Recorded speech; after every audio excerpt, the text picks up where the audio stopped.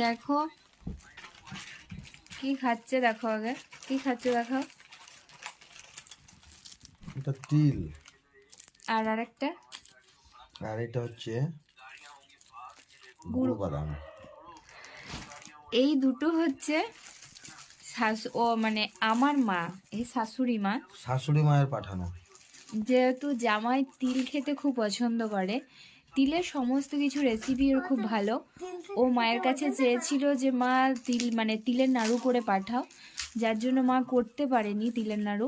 মানে আমি ছিলাম না, আমাকে চলে আসতে হলো 4 দিনের মধ্যে।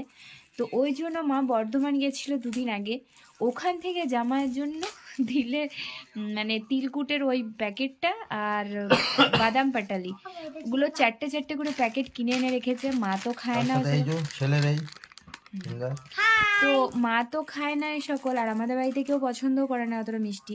মা দেখেছি ওগুলো যত্ন করে রেখেছে। আমি যেদিনই গেছি বাপের বাড়ি সেদিনই মা আমাকে বলেছে তুই আগে সুমিতের জন্য ওই দুটো ভরে রাখ ব্যাগের মধ্যে। বিশ্বাস করো, এটা 4 প্যাকেট ওটা 4 প্যাকেট 8 প্যাকেট আমাকে দিয়ে পাঠিয়েছে। তো প্রত্যেকদিন একটা করে খাওয়া হচ্ছে। কেমন খেতে বলো? মাকে একটু থ্যাংক ইউ বলে দাও। থ্যাংক ইউ মা, আপনি এত যত্ন করে পাঠিয়েছেন আপনার জামাইয়ের জন্য।